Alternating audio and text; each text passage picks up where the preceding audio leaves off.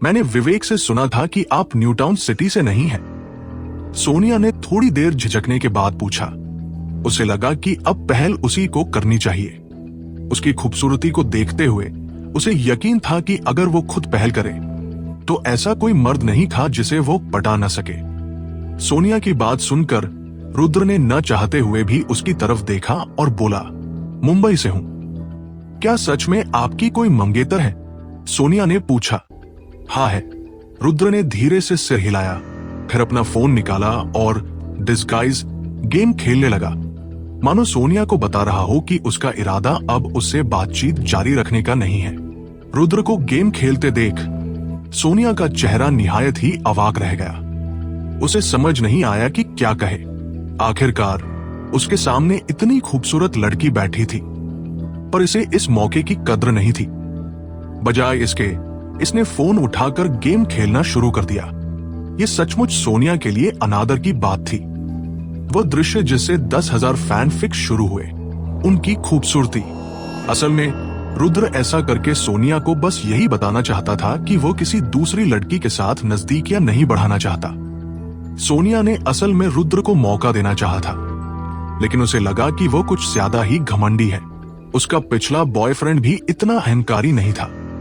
अगर रुद्र में घमंड करने की सचमुच कोई वजह होती तो सोनिया ज्यादा सोचती नहीं, लेकिन सोनिया की नजरों में रुद्र महज एक मध्यम वर्ग का लड़का था। अगर वह दिखने में अच्छा न होता तो कोई उस पर ध्यान भी नहीं देता। फिर उसे क्या हक था कि वो उसके सामने इतना घमंड दिखाए? सोनिया नाखुश थी। उसने अपना ग्लास उठाया और एक घूंट शराब पी। वो उठी और डांस फ्लोर पर जाने की तैयारी करने लगी, लेकिन तभी एक युवक सोनिया के पास आया और मुस्कुराकर बोला, नमस्ते खूबसूरत। सोनिया पूरे बार में सबसे ज्यादा ध्यान खींचने वाली हसीना थी। उसके सामने दूसरी लड़कियां फीकी पड़ जाती, इसलिए बहुत से लोगों की नजरें उस पर थी। मगर चूंकि वे नहीं जानते थे कि वो बॉयफ्रेंड के साथ आई है या नहीं, वे चुपके से उसे देख रहे थे। जब उन्हें पता चला कि सोनिया और रुद्र बॉयफ्रेंड गर्लफ्रेंड नहीं है, तो उन्होंने बात शुरू करने की पहल की। नमस्ते। सोनिया ने उस युवक को शालीनता से सिर हिलाया। वह युवक सामान्य दिखता था और शायद रुद्र और बाकियों से कुछ साल बड़ा होगा। उसने आर्मानी का सूट पहना था और कलाई पर टिसॉट घड़ी थी, जिससे वह एक सफल इंसान जैसा लग रहा था। रुद्र जैसे छात्रों और उसमें अभी भी काफी फर्क था। युवक ने अपना सूट ठीक किया और सोनिया से मुस्कुराकर पूछा, खूबसूरत, मैंने अभी प्राइवेट रूम में लफेते की कुछ बोतलें खोली हैं। क्या आप हमारे साथ कुछ ड्रिंक्स लेने चलेंगी? माफ करना, मैं अपने बॉयफ्रेंड के साथ आई हूं। सोनिया ने बिना सोचे कह दिया। सोनिया की बात सुनकर रुद्र ने भौहें सिकोड़ ली। हालांकि उसे ढाल की तरह इस्तेमाल किए जाने का यह पहला मौका नहीं था, लेकिन यह पहली बार था कि सोनिया ने बिना पूछे ही उसे अपना बॉयफ्रेंड बताया था। रुद्र स्वाभाविक रूप से नाखुश था, पर विवेक और कायरा की तातिर रुद्र कुछ नहीं कर सकता था। तुम्हारा बॉयफ्रेंड? सोनिया की बात सुनकर वह युवक एक पल के लिए हक्का बक्का रह गया। फिर उसने आंखें छोटी की और रुद्र को देखा। जब उस युवक ने रुद्र को देखा तो उसके चेहरे पर साफ तौर पर तिरस्कार झलक रहा था। उसे लगा कि रुद्र एक कॉलेज छात्र होने के नाते उसके लिए कोई खतरा नहीं है, इसलिए वह मुस्कुराया और बोला, छोटे भाई, तुम जवान लगते हो, अभी भी स्कूल में होगे, है ना? तुम किस स्कूल से हो? हम न्यू टाउन यूनिवर्सिटी से हैं। इससे पहले कि रुद्र कुछ बोल पाता, सोनिया ने पहल करके जवाब दे दिया, न्यू टाउन यूनिवर्सिटी। ये सुनकर युवक ठिठका नहीं। फिर उसने उदासीनता से कहा, न्यू टाउन यूनिवर्सिटी के मिस्टर अमल को मैं जानता हूं। अगर तुम्हें भविष्य में मौका मिले तो ग्रेजुएशन के बाद मेरी कंपनी में काम करने आ सकते हो। अभी मेरी कंपनी में लोगों की थोड़ी कमी है। यह सुनकर सोनिया न चाहते हुए भी मुड़ी और युवक को देखा। वो कमोबेश हैरान थी। उसे उम्मीद नहीं थी कि यह युवक किसी कंपनी का बॉस होगा। इसका मतलब था कि इस युवक का पारिवारिक पृष्ठभूमि काफी अच्छी होनी चाहिए। उसकी जरूरत नहीं है। रुद्र ने गेम खेलते हुए बिना सिर उठाए कहा, है छोटे भाई, जब हम दोनों एक दूसरे को जान पाए तो ये किस्मत ही होगी। क्या तुम अपनी गर्लफ्रेंड को मेरे प्राइवेट रूम में ड्रिंक के लिए लाना चाहोगे? युवक ने जारी रखा, कोई रुचि नहीं। रुद्र ने शुरू से आखिर तक सिर नहीं उठाया, नहीं युवक की तरफ देखा। वह गंभीरता से गेम खेलने पर ध्यान दे रहा था। ओए, तुम बदतमीजी नहीं कर रहे हो? मिस्टर गोविंद का तुम्हें ड्रिंक के लिए न्योता देना तुम्हारे लिए सम्मान की बात है। तुम इतना घमंड किस बात का कर रहे हो? जब युवक के दोस्त ने रुद्र को इतना अहंकारी देखा तो वह तुरंत नाराज हो गया और उसकी ओर उंगली उठाई। यह सुनकर रुद्र ने धीरे से सिर उठाया और युवक से कहा, दफा हो जाओ। प्राचीन भारत से आयुर्वेद के 11 स्वास्थ्य रहस्य, सीनियर लिविंग, एक आनंदमय रिटायरमेंट के लिए आराम और देखभाल, उम्र के धब्बों को कैसे कम करें, वे विकल्प जो वास्तव में काम करते हैं। सोनिया ने अचानक सिर घुमाकर रुद्र को देखा। उसकी आंखों में हैरानी का भाव था। उसे उम्मीद नहीं थी कि रुद्र इतना अभिमानी होगा। तुमने क्या कहा? युवक ने दांत पीसकर रुद्र से पूछा। जल्दी करो और दफा हो जाओ, वरना मैं तुम्हारे पैर तोड़ दूंगा। रुद्र ने दोबारा फोन उठाया और गेम खेलते हुए लापरवाही से कहा। युवक तुरंत आग बुला हो गया और चिल्लाया, ओए, तुम्हारी हिम्मत कैसे हुई मुझसे ऐसा कहने की? रुद्र, क्या हुआ? देवेश्वर, जो ऋतुजा के साथ ड्रिंक पी रहा था, गड़बड़ी देखकर खड़ा हुआ और रुद्र से पूछा। नारायण भी चुपचाप रुद्र के बगल में आ गया। युवक को एहसास हुआ कि रुद्र के पास काफी लोग थे, जबकि उसके साथ केवल एक ही दोस्त था। अगर कोई झगड़ा हुआ तो नुकसान उसी का होगा। तुम लोगों को लगता है कि तुम बहुत बड़े 30 मार खाओ, है ना? बस इंतजार करो। युवक पूरी ताकत से चिल्लाया, फिर मुड़ा और चला गया। युवक को जाते देख सोनिया ने माथे पर बल डाले और रुद्र से कहा, तुमने अभी ऐसा क्यों कहा? क्या होगा अगर उस इंसान का सचमुच कोई बैकग्राउंड हो और वो तुमसे बदला लेने आ जाए? क्या तुम यही नहीं चाहती थी? रुद्र ने नीचे अपने फोन को देखते हुए असामान्य रूप से शांत लहजे में कहा, मेरे इरादे? सोनिया तुरंत हैरान रह गई। ऐसा मत सोचो कि मैं नहीं जानता तुम क्या सोच रही हो। तुम्हारी सारी चालें मैं समझता हूं। मैं सलाह देता हूं कि ठीक से बर्ताव करो। अगर तुम मुझसे खेल खेलती रही तो हालात तुम्हारे लिए मुश्किल बना दूंगा। रुद्र ने ये बात कही तो उसने सोनिया की तरफ देखा तक नहीं। सोनिया ने रुद्र की ओर अपनी बड़ी नमसी आंखों से देखा। वो बेहद नाराज थी। उसे शायद ये अंदाजा भी नहीं था कि रुद्र ने अब तक कितनी औरतों को देखा है और उन सब की कैसी कैसी हरकतें झेली हैं।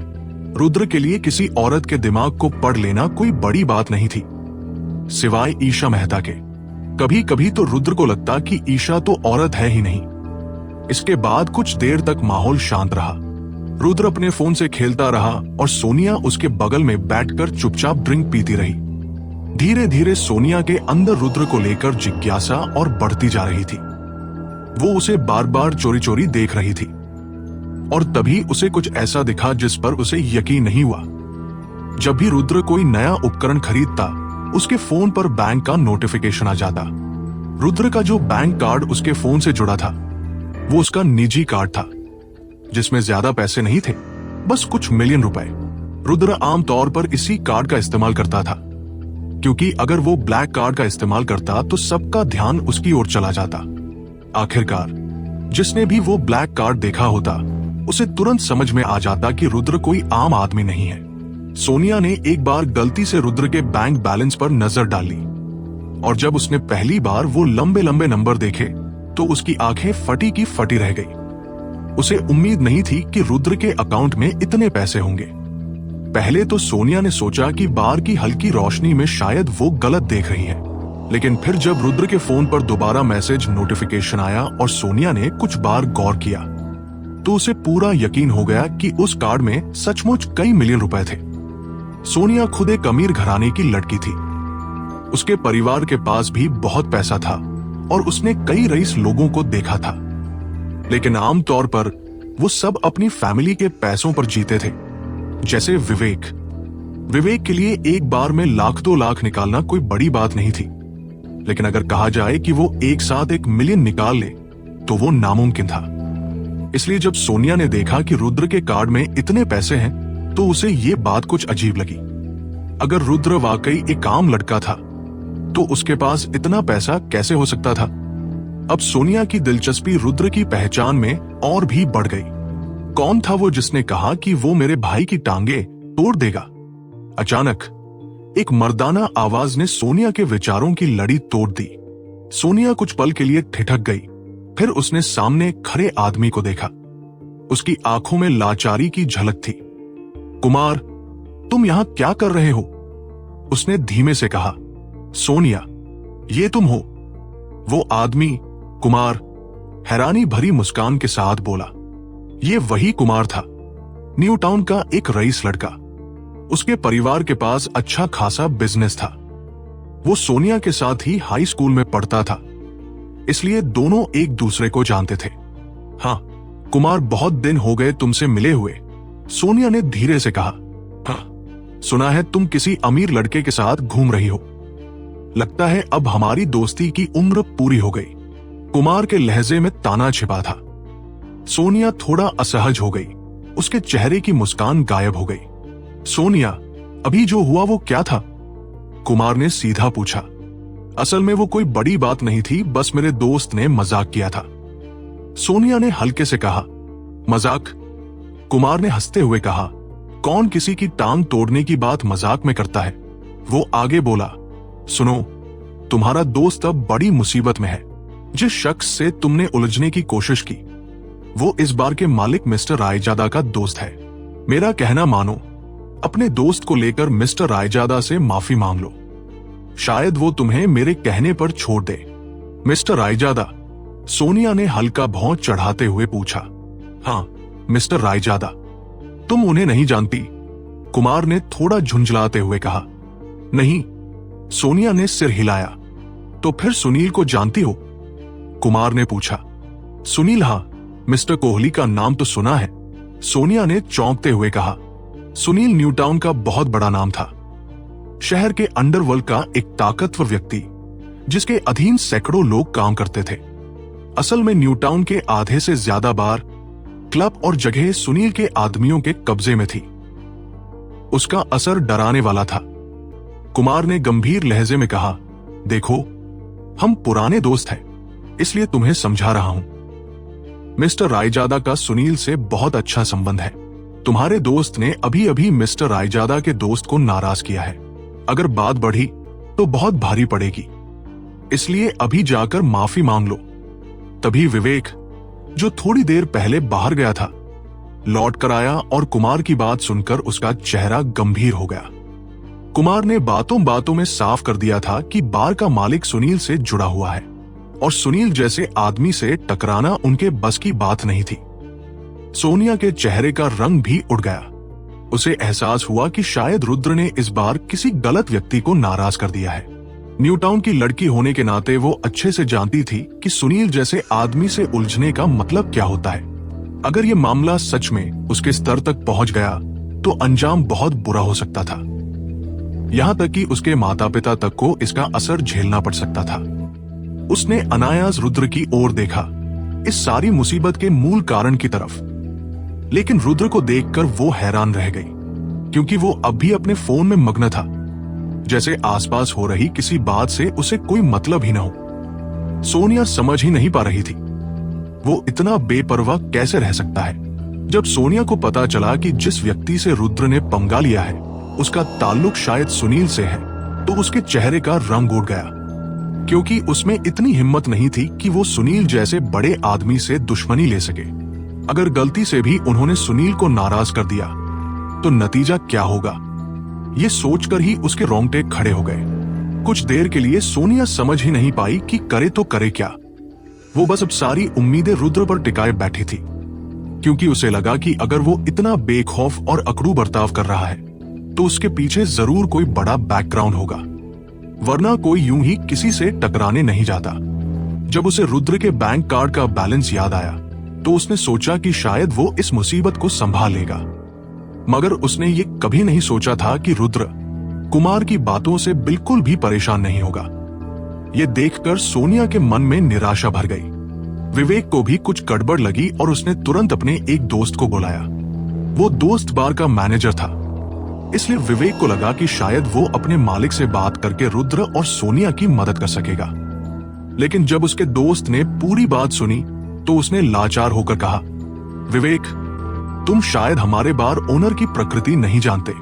तुम्हारा दोस्त जिस शख्स से भिड़ गया है वो हमारे ओनर का खास दोस्त है। मैं इसमें कुछ नहीं कर सकता। तुम अभी जाकर कुमार से बात करो, शायद वही कुछ कर सके। विवेक के चेहरे पर मायूसी छा गई। फिर भी उसने हिम्मत जुटाई और कुमार के पास जाकर धीरे से बोला, कुमार, ये सब मेरे दोस्त हैं। अगर इनसे कोई गलती हुई है तो मेरी इज्जत रख लो, थोड़ा नरमी दिखा दो। असल में विवेक और कुमार की आज ही पहली मुलाकात हुई थी। दोनों एक दूसरे को जानते तक नहीं थे।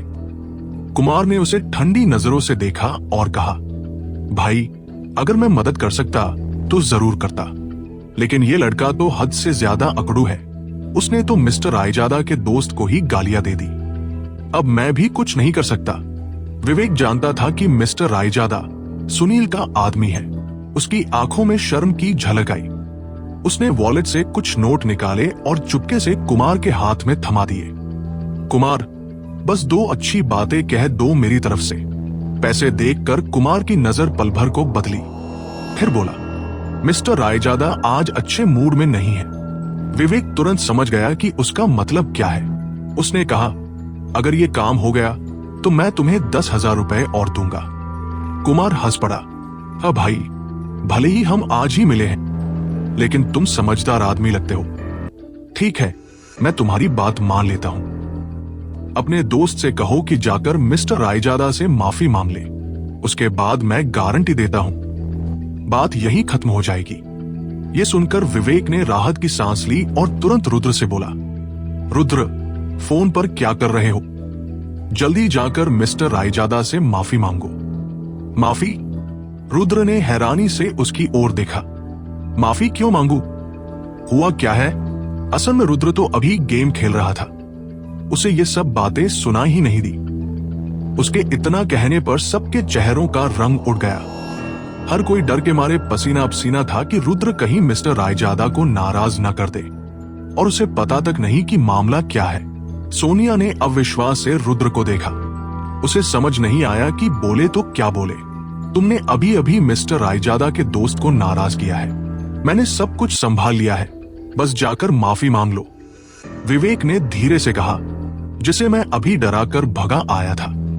वही? रुद्र ने बेपरवाही से पूछा। हाँ वही, विवेक ने सिर हिलाया। मैंने कुछ गलत किया ही नहीं, तो माफी क्यों मांगू?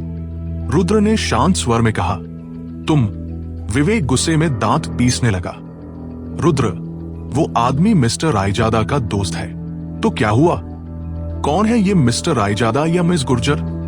मैं किसी को नहीं जानता, और जब मैंने कोई गलती नहीं की तो माफी क्यों मांगू? रुद्र झुंझलाकर बोला। उसे इन अमीर घर के बच्चों के खेलों में कोई दिलचस्पी नहीं थी। उसके लिए ये सब बच्चों की हरकतें थी। तो तुम माफी नहीं मांगोगे? कुमार ने गुस्से से कहा। भाई, मैंने आज तुम्हें बहुत इज्जत दी है। अगर तुम्हारा ये दोस्त खुद की भलाई नहीं समझता तो इसका अंजाम वो खुद भुगते। इतना कहकर कुमार मुड़ा और जाने लगा। विवेक तुरंत पीछे भागा। कुमार, रुक जाओ, मेरा दोस्त कुछ नहीं समझ रहा, मैं उससे बात करता हूं। कुमार ने गुस्से से कहा। बात क्या करनी है? ये लड़का तो साफ साफ मिस्टर रायजादा को अपनी औकात से नीचे समझ रहा है। सुनो भाई, मैं तुम्हें बता दूं, कुछ लोगों से ज्यादा घुलना मिलना ठीक नहीं होता, वरना न सिर्फ तुम्हारी इज्जत जाएगी बल्कि आगे चलकर तुम्हारा नुकसान भी होगा। इस मामले में तुम्हारा कोई लेना देना नहीं था, तो फिर क्यों खुद को मिस्टर रायजादा के खिलाफ कर रहे हो? उनका रिश्ता मिस्टर कोहली से बहुत गहरा है। अगर बात बढ़ी तो तुम न्यूटाउन सिटी में टिक नहीं पाओगे। विवेक ये सुनकर सन्न रह गया। तभी कायरा उसके पास आई और धीमे स्वर में बोली, विवेक, मुझे लगता है कुमार सही कह रहा है। तुम रुद्र को 1 महीने से भी कम समय से जानते हो। तुमने उसकी माफी की बात तक कर दी, लेकिन उसे जरा भी परवाह नहीं है। अब तुम क्यों इस झंझट में पड़ रहे हो? रुद्र मेरा दोस्त है, मैं कैसे पीछे हट जाऊं? विवेक ने धीमे से कहा। लेकिन तुमने अपनी तरफ से सब कर लिया। अगर और कोशिश की तो तुम खुद मिस्टर रायजादा के दुश्मन बन जाओगे। देखो, आज इस बार में न्यूटाउन के कितने अमीर लोग आए हैं, सब बार ऑनर के लिए। तुम सोच भी नहीं सकते कि ऐसे लोगों से उलझना कितना भारी पड़ सकता है। कायरा ने माथे पर बल डालते हुए कहा। यह सुनकर विवेक पूरी तरह असमंजस में पड़ गया। आज जब कायरा ने बार में कुछ अमीर युवाओं से मुलाकात की तो उसे पहली बार समझ आया कि वास्तव में अमीर किसे कहते हैं। वहां मौजूद हर एक शख्स की नेटवर्थ कम से कम 100 मिलियन रुपए से ज्यादा थी। इसलिए कायरा को लगा कि विवेक को ऐसे लोगों से ज्यादा मेलजोल रखना चाहिए। इसके उलट रुद्र जैसे लोगों के साथ बस थोड़ा वक्त गुजारना ठीक है, लेकिन जरूरत से ज्यादा घुलना मिलना नहीं चाहिए। अगर कभी विवेक पर कोई मुसीबत आती है तो उसके लिए बेहतर यही होगा कि वो रुद्र से दूरी बना ले, वरना खुद भी मुश्किल में फंस सकता है। लेकिन विवेक ऐसा करने को तैयार नहीं था। भले ही उसकी रुद्र से जान पहचान ज्यादा पुरानी नहीं थी, लेकिन वह जानता था कि रुद्र बुरा इंसान नहीं है। इसके अलावा विवेक बहुत वफादार भी था, इसलिए वो अपने दोस्त को मुश्किल में अकेला छोड़ने का सोच भी नहीं सकता था। फिर भी उसके मन में यह डर था कि अगर रुद्र ने हालात और बिगाड़ दिए तो नुकसान उसे भी झेलना पड़ सकता है। कुछ देर के लिए विवेक समझ ही नहीं पाया कि उसे क्या करना चाहिए। उधर सोनिया ने हैरानी भरी नजरों से रुद्र को देखा। वो भौहें सिकोड़ते हुए बोली, रुद्र, तुम ये कैसी बेवकूफी भरी बातें कर रहे थे अभी? विवेक तुम्हारी मदद करने की पूरी कोशिश कर रहा है और तुम माफी मांगने से इनकार कर रहे हो। आखिर चाहते क्या हो तुम? रुद्र ने फोन से खेलते हुए शांत लहजे में कहा। मैंने कुछ गलत नहीं किया तो माफी क्यों मांगू? तुम्हें इतना आत्मविश्वास कहां से आता है? सुनो, मिस्टर रायजादा का सुनील से बहुत अच्छा रिश्ता है और सुनील न्यूटाउन का बहुत बड़ा अंडरवर्ल्ड बॉस है। अगर तुमने ऐसे आदमी को नाराज कर दिया तो तुम्हारा अंजाम मौत से कम नहीं होगा। और तुम हो कि यहां मोबाइल से खेल रहे हो। थोड़ी देर में जिंदा भी रह पाओगे या नहीं, कौन जाने। सोनिया ने गुस्से में चिल्लाते हुए कहा। उसकी बड़ी बड़ी आंखों में बेचैनी साफ झलक रही थी। ओह, रुद्र ने बस हल्का सा सिर हिलाया, चेहरा बिल्कुल बेफिक्र। सोनिया अब पूरी तरह से निरुत्तर थी। वो अंदर से बेहद घबराई हुई थी, लेकिन रुद्र को देखकर लगता था जैसे उसे कुछ फर्क ही नहीं पड़ता। उसे तो अब शक होने लगा कि कहीं रुद्र का दिमाग ही खराब तो नहीं हो गया। पर सोनिया ये नहीं जानती थी कि सुनील जैसे लोग रुद्र की नजरों में कुछ भी नहीं थे। 4 प्रांतों के किसी भी बड़े अंडरवर्ल्ड बॉस के सामने सुनील की हैसियत मिट्टी के बराबर थी। लेकिन रुद्र ने ये सब समझाने की जरूरत नहीं समझी। वो इतना शांत इसलिए था क्योंकि उसे पूरा भरोसा था कि उसे कोई खतरा नहीं होगा। सोनिया ने अपना फोन कसकर पकड़ा हुआ था। वो सोच रही थी कि क्या अपने एक्स बॉयफ्रेंड को कॉल करे या नहीं। उसे पता था कि अगर वो मदद मांगेगी तो वो इनकार नहीं करेगा, लेकिन वो चाहती नहीं थी कि इतनी छोटी सी बात पर उसे अपनी कमजोरी दिखानी पड़े, इसलिए वो उलझन में थी। असल में सोनिया इतनी परेशान इसलिए थी क्योंकि ये पूरा मामला उसी की वजह से शुरू हुआ था। अगर बात ज्यादा बिगड़ती तो उसका नाम भी बीच में आता। अब वो और रुद्र एक ही नाव में सवार थे। वरना सच कहें तो सोनिया को रुद्र की जान की बिल्कुल परवाह नहीं थी। उधर देवेश्वर भी नहीं चाहता था कि रुद्र के साथ कुछ गलत हो। वो उसे समझाने के लिए आगे बढ़ा, लेकिन ऋतुजा ने उसे रोक लिया। उसका इशारा साफ था, दूसरों के झगड़े में मत पड़ो। पर देवेश्वर सीधा साधा इंसान था। उसने ऋतुजा को हल्के से हटाया और रुद्र के पास जाकर धीमी आवाज में कहा, रुद्र, मैं भले न्यूटाउन से नहीं हूं, लेकिन मैंने सुनील का नाम सुना है। वो बहुत खतरनाक आदमी है। मेरा मानना है कि तुम्हें माफी मांग लेनी चाहिए। हम जैसे आम लोग अगर ऐसे किसी को नाराज कर दे तो बहुत बुरा अंजाम भुगतना पड़ सकता है। विवेक भी जल्दी से बोला, हाँ रुद्र, हमारी बात मान लो। अगर तुमने इन लोगों को नाराज कर दिया तो न्यूटाउन में रहना मुश्किल हो जाएगा। थोड़ा नरम पड़ो, मैं कोशिश करूंगा कि मामला सुलझ जाए। लेकिन अगर तुमने माफी नहीं मांगी तो बात हाथ से निकल जाएगी। रुद्र ने ठंडे स्वर में कहा, अरे वो भी तो बस एक अमीर लड़का ही है ना, इतना डरने की क्या जरूरत है। सबने रुद्र की तरफ बेबस नजरों से देखा। उन्हें लगा कि शायद उसने ज्यादा पी ली है, इसलिए सबके सामने अकड़ दिखा रहा है। पर उन्हें अंदाजा नहीं था कि इस अकड़ की कीमत कितनी भारी पड़ सकती है। जब रुद्र किसी भी तरह माफी मांगने को तैयार नहीं हुआ तो देवेश्वर और विवेक ने भी उसे और समझाने की कोशिश छोड़ दी। वहीं नारायण अपने फोन के साथ बार बार झिझकता दिख रहा था, जैसे किसी को कॉल करने का सोच रहा हो लेकिन अभी तक तय न कर पाया हो। सोनिया अब पूरी तरह से रुद्र से उम्मीद छोड़ चुकी थी। अब उसके लिए सबसे जरूरी बस खुद को बचाना था। रुद्र के साथ क्या होगा उससे उसे कोई मतलब नहीं था। इसी बीच दूसरी तरफ कुमार बार के मालिक मिस्टर रायजादा के ऑफिस में पहुंचा। उस वक्त मिस्टर रायजादा अपने एक दोस्त से बातें कर रहे थे। कुमार, वो मामला जो मैंने तुम्हें संभालने को कहा था उसका क्या हुआ? मिस्टर रायजादा ने ठंडे लहजे में पूछा। कुमार ने तुरंत सारी बात विस्तार से बता दी। सुनते ही मिस्टर रायजादा का चेहरा गुस्से से तमतमा गया। आज उसके बार का उद्घाटन था और उसी दिन किसी ने उसके बार में झगड़ा कर दिया। ये वो बर्दाश्त नहीं कर सकता था। उसने तुरंत सिक्योरिटी गार्ड्स को बुलाया और सबको लेकर गुस्से में रुद्र की टेबल की तरफ बढ़ गया। सबसे पहले विवेक ने देखा कि मिस्टर रायजादा अपने आदमियों के साथ आ रहा है। वो घबराकर बोला, अब तो गए काम से मामला हाथ से निकल गया। सोनिया ने भी मिस्टर रायजादा को आते देखा तो उसके चेहरे पर निराशा छा गई। अब उसे समझ नहीं आ रहा था कि क्या करे, लेकिन सबके लिए सबसे हैरान करने वाली बात यह थी कि रुद्र अब भी अपने फोन से खेल रहा था, जैसे कुछ हुआ ही न हो। सब सोच रहे थे, आखिर इस लड़के में इतनी हिम्मत आती कहां से है? ऐसे वक्त में भी वो बेफिक्र बैठा था।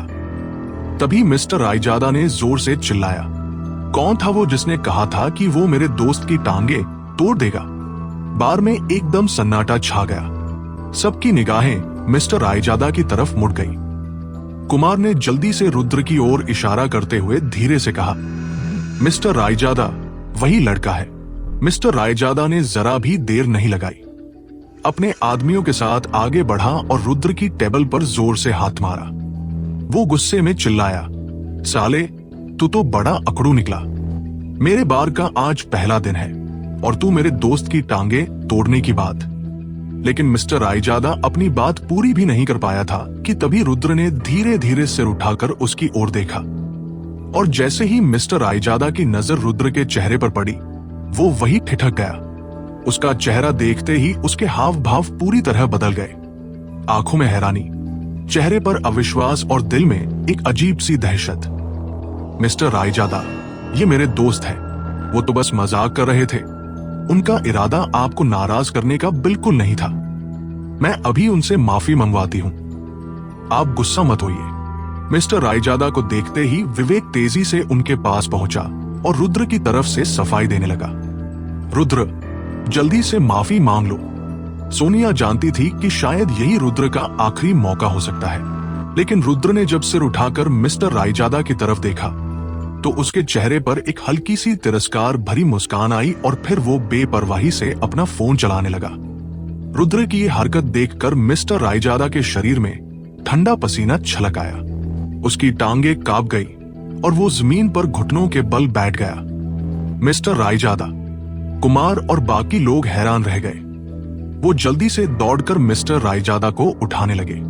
काफी मुश्किल से उठने के बाद मिस्टर रायजादा ने सबको हटाया और रुद्र के पास गया। वहां पहुंचकर वो एक आज्ञाकारी कुत्ते की तरह झुक गया और बोला, मिस्टर सिंघानिया, आप है। मिस्टर रायजादा की ये बात सुनकर सब लोग अवाक रह गए, लेकिन जो बात और ज्यादा चौंकाने वाली थी वो ये कि रुद्र ने मिस्टर रायजादा की बात का कोई जवाब नहीं दिया। वो बस अपने फोन में गेम खेलता रहा। मिस्टर रायजादा खामोश खड़ा रहा, जैसे सांस भी लेने से डर रहा हो। बार का माहौल अचानक अजीब सा हो गया। सबके चेहरों पर हैरानी और उलझन साफ दिख रही थी। अभी कुछ देर पहले जो मिस्टर रायजादा इतने रौब में थे, वो अब रुद्र के सामने ऐसे खड़े थे जैसे किसी राजा के आगे नौकर। रुद्र सिर झुकाए चुपचाप गेम खेलता रहा। कुछ मिनटों तक बार में एक सन्नाटा पसरा रहा। लगभग 5 मिनट बाद रुद्र ने गेम में एक लेवल पार किया।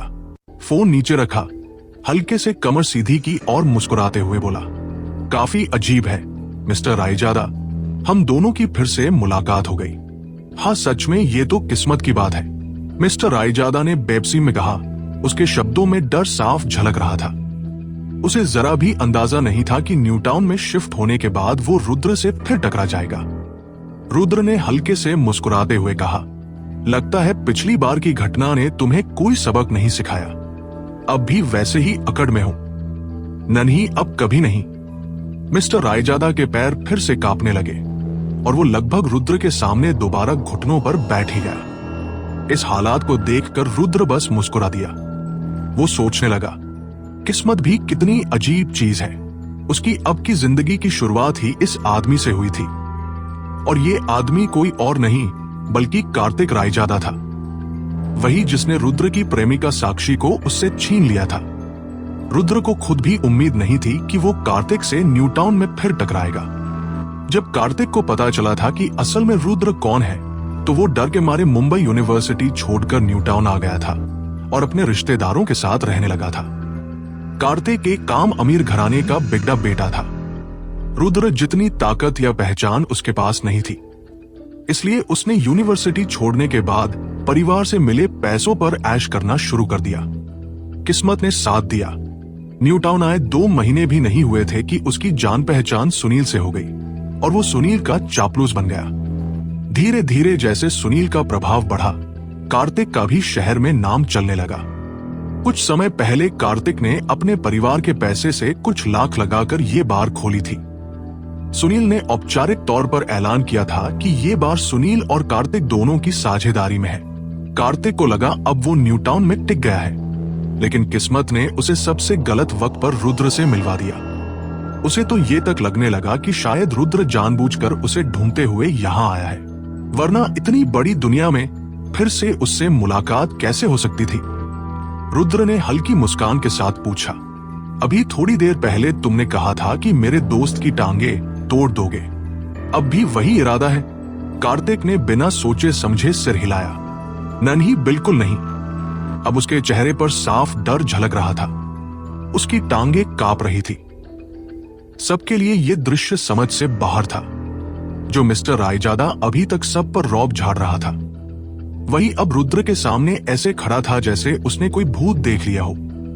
विवेक वहीं खड़ा रह गया। उसके चेहरे पर सवाल ही सवाल थे। सोनिया की आंखों में भी हैरानी की चमक थी।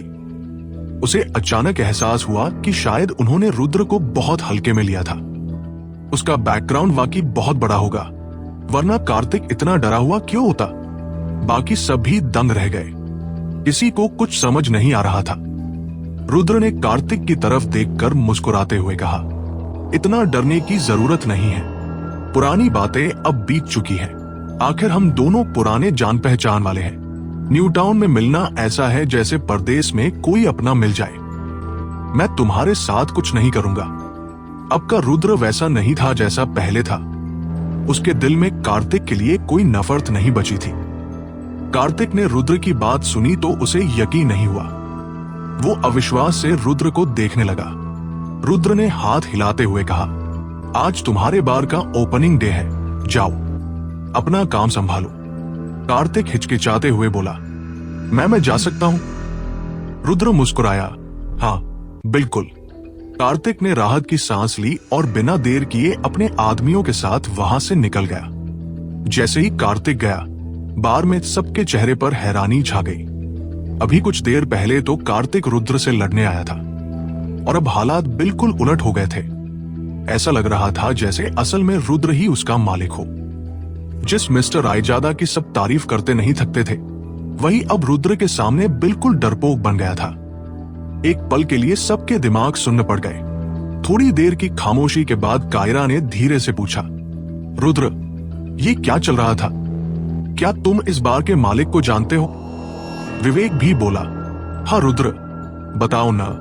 मैंने सुना था मिस्टर रायजादा का सुनील से काफी गहरा रिश्ता है, फिर वो तुमसे इतना डर क्यों गया? रुद्र बस मुस्कुराया और बार में सन्नाटा फिर से गहरा हो गया। रुद्र जानता था कि विवेक और बाकी लोग उसके और कार्तिक के रिश्ते को लेकर जरूर जिज्ञासु होंगे, इसलिए उसने खुद ही समझाना शुरू किया।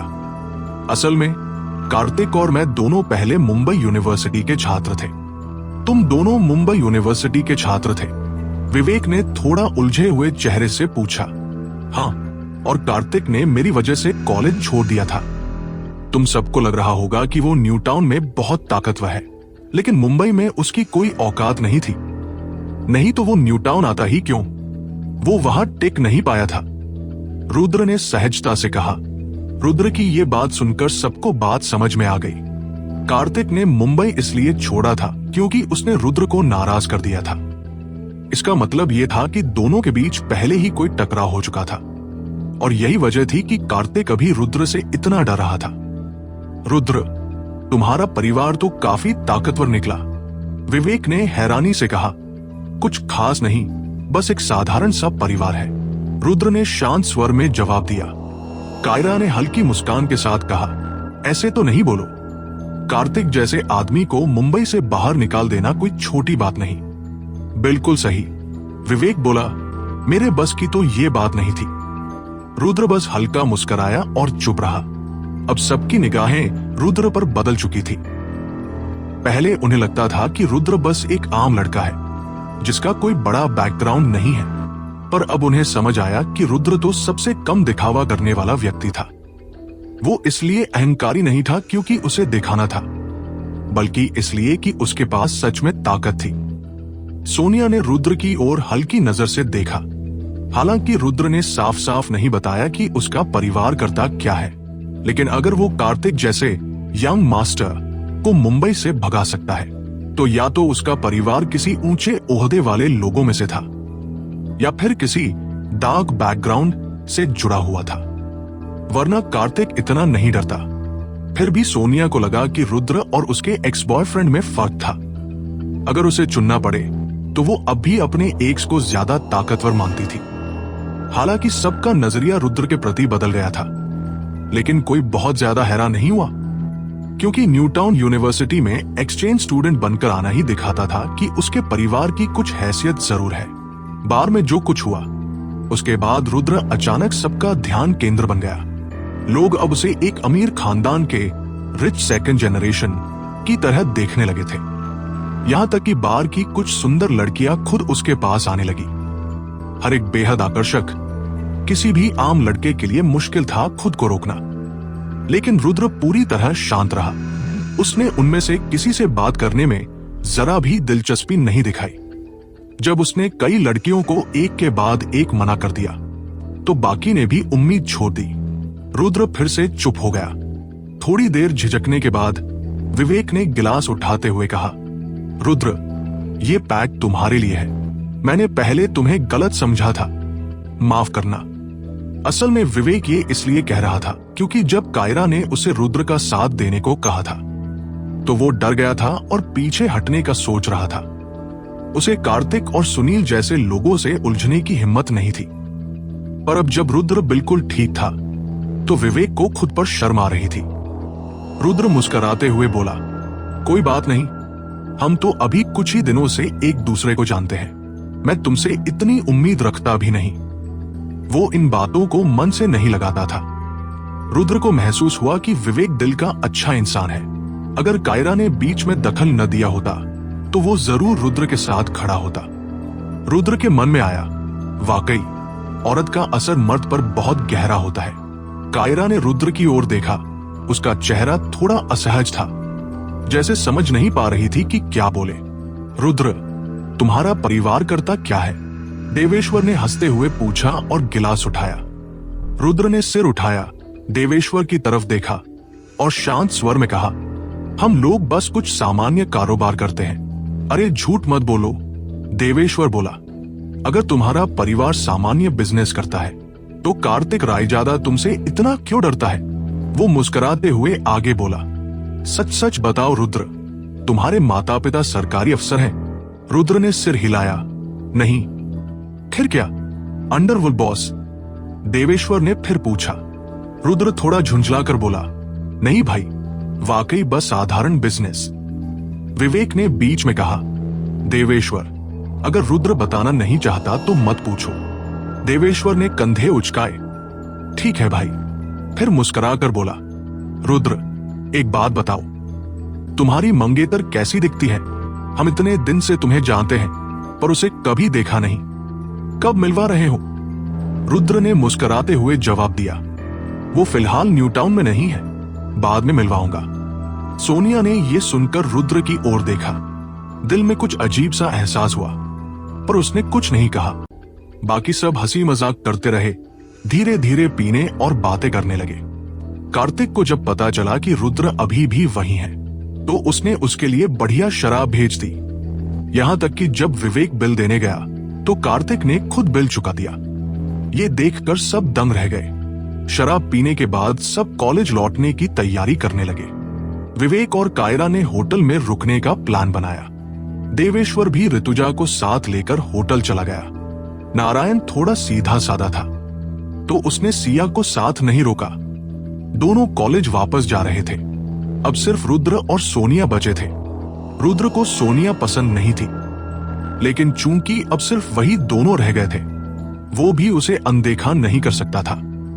इसलिए उसने आगे बढ़कर कहा, चलो मैं तुम्हें छोड़ देता हूं। सोनिया मुस्कुराई और बोली, अगर मन नहीं है तो खुद को मजबूर मत करो। उसके होठों पर हल्की मुस्कान थी, जो मध्यम रोशनी में और भी खूबसूरत लग रही थी। रुद्र ने शांत स्वर में कहा, मन से नहीं, लेकिन तुम विवेक की दोस्त हो।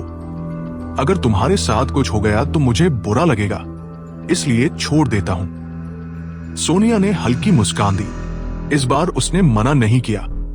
5 मिनट बाद रुद्र और सोनिया सड़क किनारे कार का इंतजार कर रहे थे।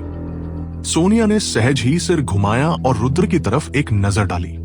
उसे ये लड़का बेहद रहस्यमय लगा, क्योंकि उसके अंदर कई राज छुपे थे। क्या तुम्हारी पहचान उतनी सीधी नहीं जितनी तुम कह रहे हो?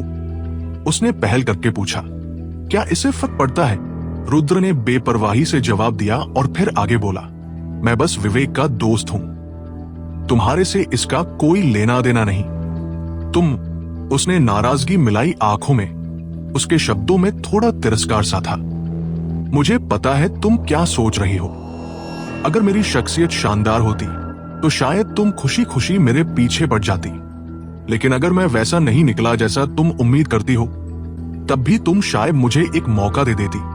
रुद्र ने थोड़ी देर ठहर कर कहा, लेकिन सच्चाई यह है कि मुझे तुम्हें चाहने में कोई दिलचस्पी ही नहीं, क्योंकि मेरी मंगेतर है, जो रूप और कद दोनों में तुमसे कहीं बेहतर है।